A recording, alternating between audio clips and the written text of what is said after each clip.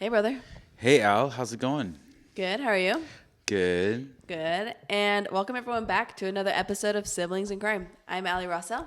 And I'm Blake Murphy. And just as it sounds, we're siblings who love true crime. So we are back with another episode this week. And this week we're going to be talking about murder once again, as you probably would have guessed. But before we get into that, how was your week? My week was good. Any highlights? Just working on the houses. One of them in Scottsdale is coming along nice. It's we just need to do a couple more things. That's exciting. Yeah. For Airbnb or for what? To flip. To flip. Yep. And then the one in Tempe is going to be rental, and that one is getting worked on, moving along, and the one in Phoenix is moving along. So yeah, it's been good. Sounds looking busy. for more deals, looking for more Yes. co-living rentals. So if you know of anyone, I don't know, what kind of market are you in? Like quick sell, cash, flips? What are you like asking people? Like you're not just going to buy any house, or do you want any house? Is there any No. criteria? Yeah, it just has to be a good deal. All right. Well, if you need to sell your house, sell to Blake. Yep. Well, this week for me was pretty good as well. I just got back from Utah today. It's usually my story. It's a super nice weekend. We really didn't do much. That's probably why it was nice. So Lazy. it was I'm nice. just I kidding. never get to hang out with just Brett a lot. So we just had like the whole weekend just hanging out, which was awesome. Nice. Last week I talked how we went to the sex trafficking thing, and I was like, I got to go figure out what the name of that was. Mm-hmm. This is me coming back with the name of it. It's called More to Life, and it is the anti-human trafficking prevention and like survivor recovery. And so if that kind of stuff, if you feel very prompted to go down that route to go see how you can help, go to More to Life. It's an incredible group of people working over there. More to life or more to life? More to Life. Okay. TOO. All right. Well, I don't really have much going on with me. Are you ready to get into it? Yep. I'm ready. Well, this week's case takes us back to Arizona, coincidentally. I know we did Arizona last week, intentionally. I wanted to look at Arizona. But now we're back, and we're actually in 1991. So the Buddhist temple, nestled among the fields of Wattle, Arizona. What, Arizona? I was waiting for that. Wattle? Have you heard of it? No. Where is it? I think, could be wrong. Fact check me. I think it's east of Glendale, north of Buckeye, somewhere over there. You can confirm that. I know. Before I heard this story, I was like, I have no idea if that's even a place in Arizona. But am I correct? Anything? Nope. All right. Well, if you ever get to it, let me know. I'm going to carry on. So, like I said, this Buddhist temple is in Wattle. Stood in solemn darkness, its walls a sanctuary of peace, until that peace was shattered forever. By morning, 9 lives had been extinguished, their bodies left sprawled across the temple floor, robes soaked in blood, their only crime being in the wrong place at the wrong time. News of the massacre spread like wildfire, sending shockwaves across the nation. The once quiet temple became the center of the frenzied investigation. Detectives worked around the clock, piecing together what little evidence they had. The pressure was relentless. A crime of this scale demanded swift justice, and the authorities were determined to deliver it. And this is the story of the Tucson 4. You ready? Yes, I'm ready. Then let's roll. Let's roll. Let's roll. On the morning of August 10th, 1991, temple members named Sumjit and Surnborn arrived early, carrying bags of offerings such as fruit, rice, incense, intended for the monks. As they made their way inside, they noticed something was wrong. The room was eerily still. A thick metallic scent clung to the air, and the first thing they saw were the bodies. Samjit was the first to enter and was immediately overcome with shock that the sight was overwhelming, that he literally just ran out of there and needed fresh air immediately. Wow. So he... I guess he was... Grizzly scene. I guess it sounded like he was literally like hyperventilating. Like he needed to get out of there immediately. Whereas Surnborn, after entering shortly after, seeing the massacre, realized the gravity of it and immediately went to call 911. So obviously it was a very obvious scene. Looked horrible. And so... Wasn't like the guy who walked in and thought his wife was sleeping and... Right, seriously. Ended up being like 99 stabbings. Wait, no, he thought she committed suicide. Yeah, which is crazy. And like, so obviously they immediately noticed it was a bloodbath. So they call 911 and get out of there immediately. The night before this dreadful call, this is how they piece it together. The air inside, I'm going to butcher this temple name, but it's Wat Pramkanlaram, was thick with incense. The monks, dressed in flowing robes, moved quietly through the dimly lit hall, preparing for their final prayers of the night. Their world was one of meditation, stillness, as we know of monks, and a sacred place untouched by violence, until the gunshots shattered the silence. It was simply just a massacre, swift, brutal, and without mercy. The gunmen left behind no witnesses, only bodies slumped in death, blood pooling across the smooth temple floor. For nearly 8 hours, the dead lay in eerie silence, waiting to be found. 9 people, 7 of them were monks, and 2 were called lay worshippers. Have you ever heard of those before? No. I don't know really exactly what a lay worshipper does. The 2 that were lay worshippers, one, her name was Petravi, who... Is that just a girl monk? I guess kind of she's more of a helper around the temple. So she was like deeply involved in the religion and was always there, but obviously women aren't monks. And so she had her own responsibilities of some sort at the temple. And the other person was named Matthew, and he was actually a teenager who was a temple volunteer, and he just happened to be volunteering that night and got caught up in the mess. And then the rest were monks. Yeah, the rest of them were like mainly the monks were aged like 30 to 40-ish range. The oldest was 60, but he was kind of like the outlier. So they were pretty young, everybody involved. The white walls were streaked with blood, and chrisman pools had begun to dry, turning dark and sticky. The monks had been shot execution style. Some knelt as if in prayer, their hands resting in their laps, heads bowed in internal silence. The testimonies of the 2 temple workers who came and found him ended up being crucial testimonies as far as trying to find out the timeline of the series of events. So they were questioned, they were cleared, but it left the detectives with an outline of like what time they got in and how long the bodies had been there, etc. But of course, there were no survivors, no signs of a struggle, and at that moment, no explanation of why such a brutal act had taken place. The Maricopa County Sheriff's Office arrived shortly after, and from there, the investigation to the worst mass murder in Arizona history began. By the time the sheriff's deputies arrived, the temple grounds were obviously in chaos, as you'd imagine.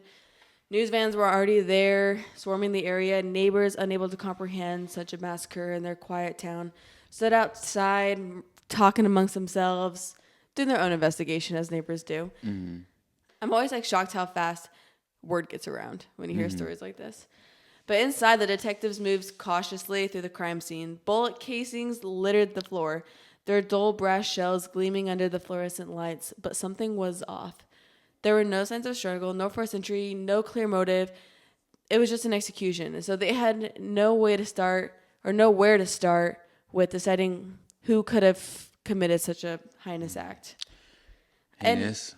Did I say highness again? Yeah. That's my kryptonite. I didn't even read it. I just say that in my head, I guess. That's unfortunate. So they didn't go there to steal anything? They're just going to kill people? From what the detectives can find so far, they didn't see anything that was missing or anything of the sorts.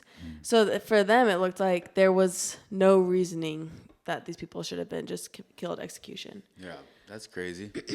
Really, the only thing that missing for them was a suspect who would confess. Yeah. Under intense media pressure, investigators needed suspects like super fast, which is always, I mean, obviously this is a mass murder, but it's interesting to me which cases get more media than others.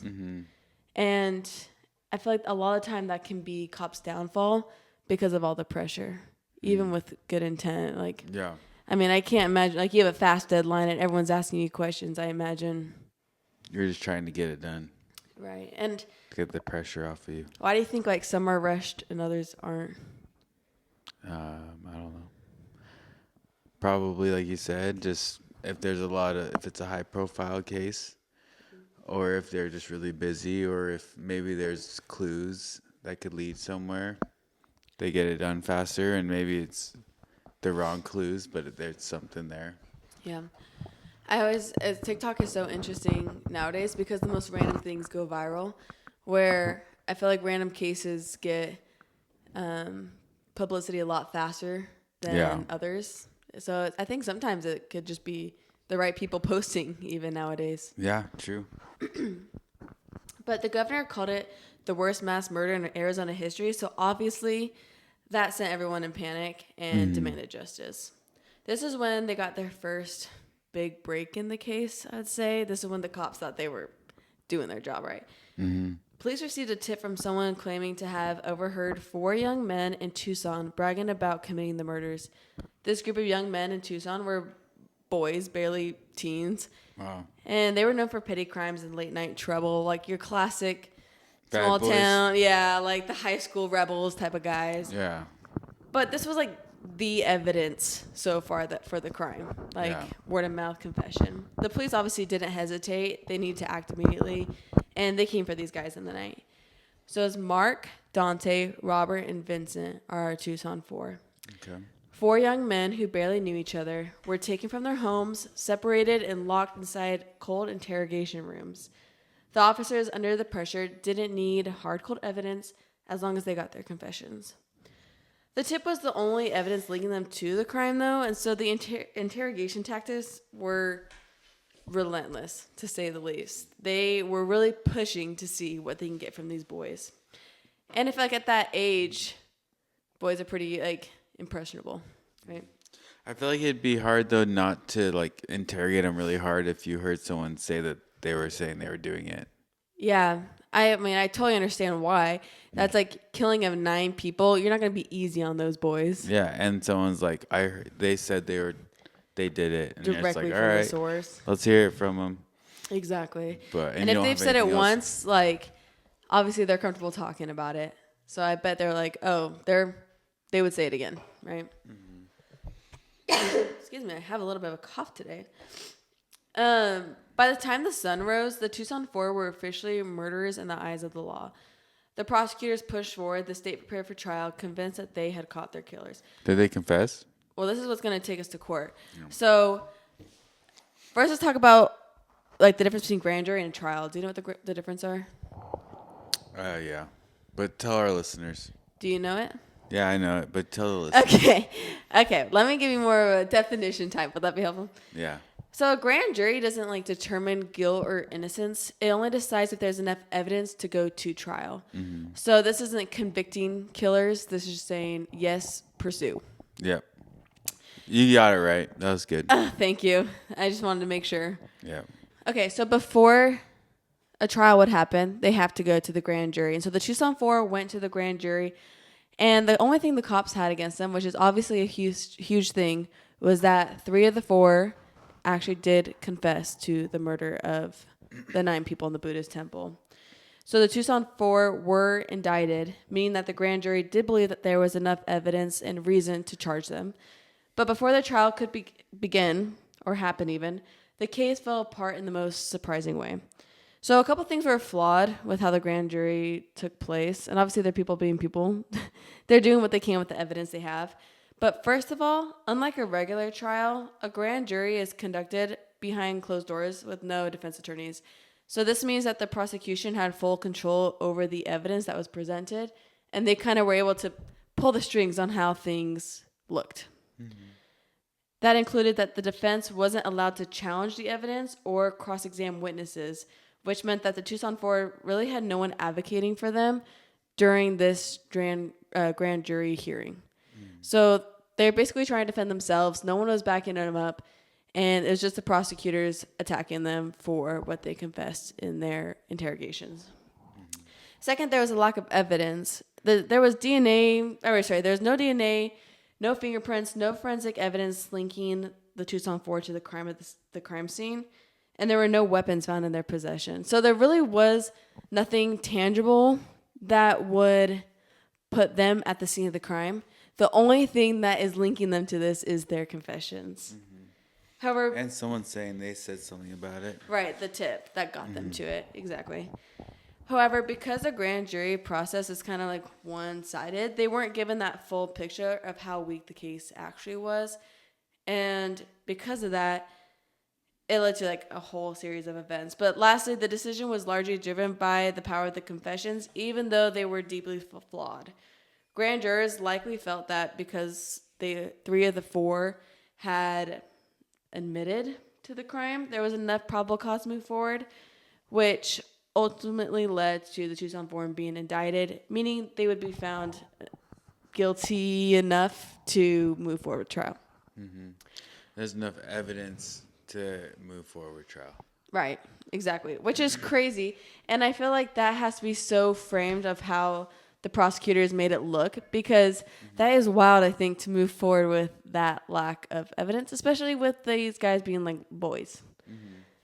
But of course, that's just, I mean, you're trying to do what's right. I know that they're trying to do, like, obviously this is a massacre, so you want to get the bad guys behind bars. So these four boys actually had to wait a full year behind bars waiting for their trial to take place. Yeah. So that's where they're going to stay. And during their jail stay, months into the case, another tip came in. This time from someone with a little more information. Real information? I'm not sure. A stolen rifle had surfaced, one that matched the bullets found at the temple, and it didn't belong to anyone who was currently behind bars for the murder. Okay, like I mentioned, they all confessed this massacre, so let's dive into that a little bit, because why would anyone confess to something that they didn't do? They were forced to confess. Yeah. Or they were scared or thought it would end the prying. Well, that's the thing. I think that the accusations. Yeah. And then I've just heard of a bunch of people like confessing to things they don't do. And I always wondered why, but I think it's just psychology. Yeah. I think it's got to be that. I think it's just something I literally will not understand ever. Because I believe that happens, but I think it has to be like really harsh conditions to get to that point. Yeah. And so let's talk about that, because the tactics that the detectives and the investigators and all the detectives? Yeah, investigators? I guess the exact two words I just said.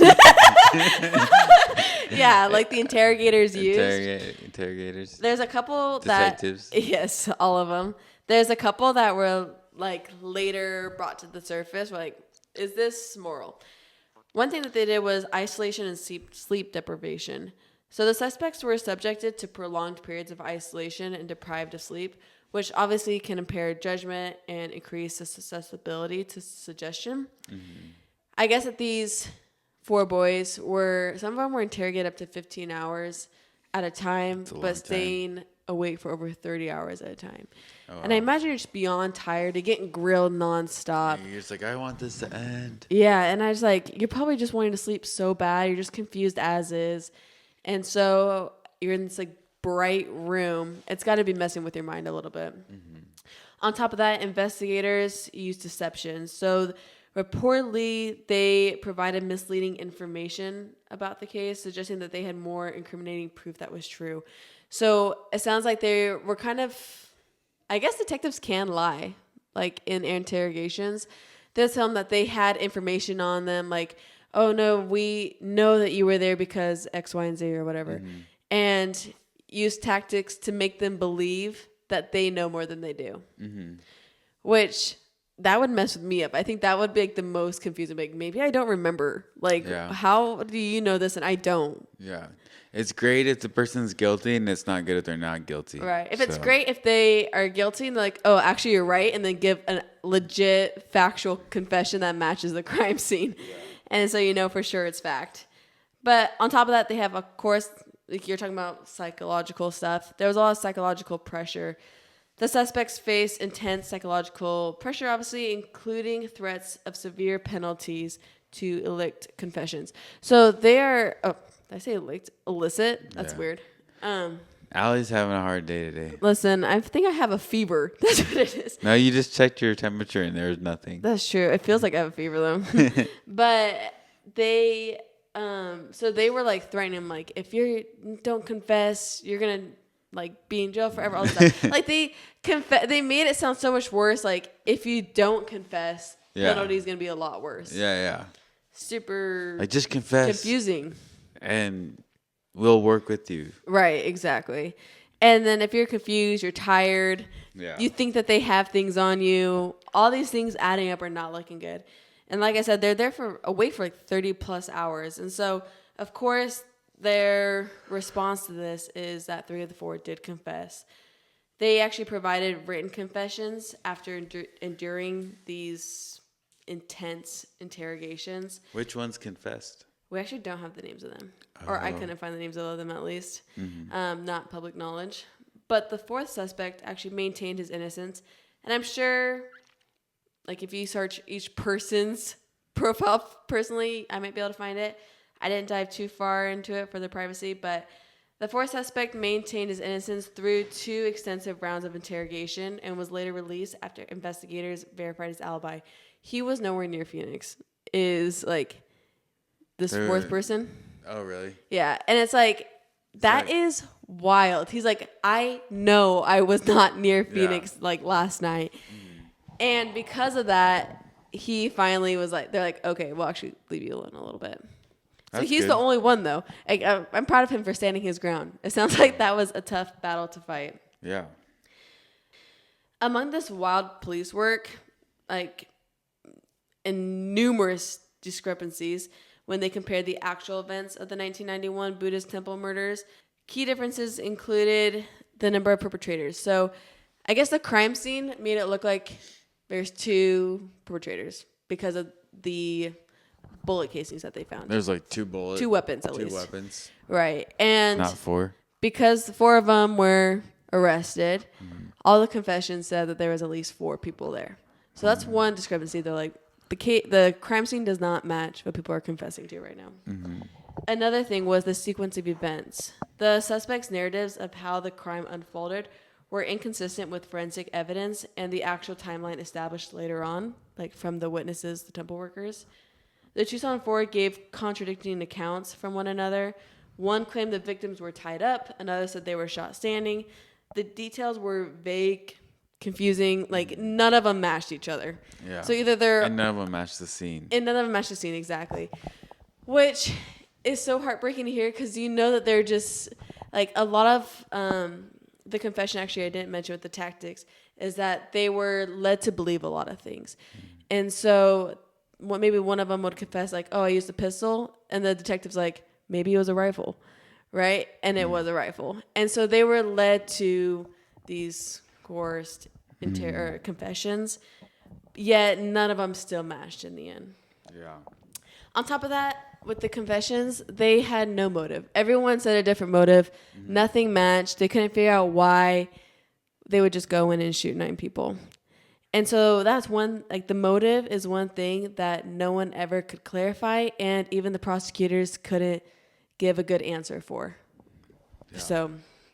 Dang. There was a lot piling up. It seems like this whole thing was kind of in shambles. But I feel like that's most commonly seen when they have so much media pressure. I mean, just depends, I think, on the amount of evidence that's there.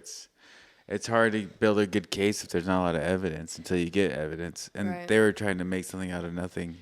One thing I always wonder if a story similar to this is, do you think that the cops knew that this was... shizzy cop work, or do they think that like we did it, boys, like we got it, like this is them, like do they believe that these are the true murderers? I think so, because I think like they're wanting to get it done, and then it's like we did it, and it's like, all right, they did it, now we just need to figure out. So you think it was good cop work? Do you think that they're thinking we did this right? I think they just think they found someone who is confessing and they're trying to figure out. Right. I feel like if they just took a step back, it'd be like, this kind of seems weird that nothing's fitting together. Yeah. So I wonder if some of them are like a little prideful, or if it's just like pure ignorance. Like, we did it, you know, like this looks right. Things are lining up. It's probably that. And it's also probably they just have so much other stuff going on too, that it's like, if these people confess, we can move on to the next one. That helps us. That's true. That makes sense.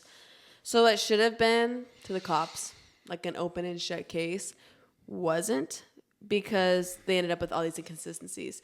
Keep in mind, all this error came out later. After the grand jury already said, enough evidence, they've been jailed. Now they're working on a case, trying to get to trial. Now they're looking into the interrogation. Like, this actually isn't really piecing as smoothly as we think. The weapons, the ones used in the murders, were never found in the possession of these accused. The forensic didn't match their supposed involvement. And worst of all, obviously the confessions were wildly different. And so as they're trying to build this case, they're realizing it's kind of sucking. Yeah. And then I mentioned that the stolen rifle was found from the more reliable tip. Mm-hmm. Well, that tip ended up being like the golden ticket. Okay. That rifle was linked back to belonging to a Jonathan Duty, is his name, a quiet, unassuming 17-year-old from Glendale. Oh, man. 17. Oh, it's a young guy. Yeah, which is crazy because the people they already have in custody are also young. I'm surprised it's like a whole bunch of just young guys. Yeah. The investigators' world began to collapse when they were piecing these puzzles together. They're realizing their pictures not matching what's happening with the actual evidence found. And their whole case obviously began to spiral. And when they dug deeper, they found that Jonathan had a close friend, Alessandro Garcia, a troubled ex-convict with a history of violence. So we have Alessandro and Jonathan now in the picture. Alessandro was brought in for questioning, and unlike the Tucson 4, he did know the details of the crime that had never been made public. And his confession was chillingly accurate. It sounds like Alessandro was quick to say his side of the story. Really? He was quick to cave Jonathan under the bus. Wow. That being said, he described how he and Jonathan had planned the robbery, was what they intended to do, expecting to find cash. And when they were caught by the monks, they decided that there could be no witnesses. So one by one, they executed them while they were kneeling, praying, and pleading. Garcia, or Alessandro, admitted everything, and finally justice came a little late, but it came. How late? So the murder happened in August. Mm-hmm. Of what year again? 1991. Okay. September, Tucson 4 were brought in. Okay. October, grand jury said, indict him. Months went by. I believe they're there. So about I don't know how many months by the time they got the tip. But the time that they found out that it was Alessandro, it had been January of the next year. Not 92, but 93. Oh, wow. So they had been time. a year and a half by the time that this all finally came to fruition. The Tucson 4 had spent over a year in jail. Yeah. And they had been labeled monsters, murderers. Their families obviously had to suffer with this, horrible things. And now they were just, free to go. Yeah. So crazy. But the damage had been done. Their names would never be entirely cleared from the court of public opinion. Meanwhile, we have Jonathan, who was sentenced to life in prison, and Alessandro, who he exchanged for his confession a lesser sentence, yet he probably would still never walk free. I remember reading, and I just realized I didn't write it down, what his sentence actually was. I think it was a certain amount of years, but it wasn't life. Yeah. So they both end up finally getting put to jail. The Buddhist temple massacre became more than just a story of brutal murder. It became, obviously, a cautionary tale. Yeah. Of police desperation, coerced confessions, justice denied before it was ever served. And for the families of the monks, they were obviously devastated as well. They thought they had the killers. They've been through ups and downs during that year. Yeah, you have to relive it once the time came back up. And obviously their families are plastered in the news. And that's very contradicting to the monk lifestyle. Mm-hmm. I'm sure it was just heartbreaking to live over and over and be in the spotlight. And so the temple actually was rebuilt, remodeled, but its walls could never erase the horror of what happened. It's actually still up and running. Oh, wow. Yeah. It's kind of crazy. Which I feel like would be very haunting to go and visit that temple, but I hope that they are doing what they can to use it more as like a place of remembrance. For the Tucson 4, life moved forward, but of course, scars remained. How traumatizing. And for the real killers, justice, though delayed, had finally arrived. Yeah. Did they sue the city? I actually don't know. We should find that out. Probably did. I would assume so. But that is the story for today of the Tucson 4. Dang, that's wild. You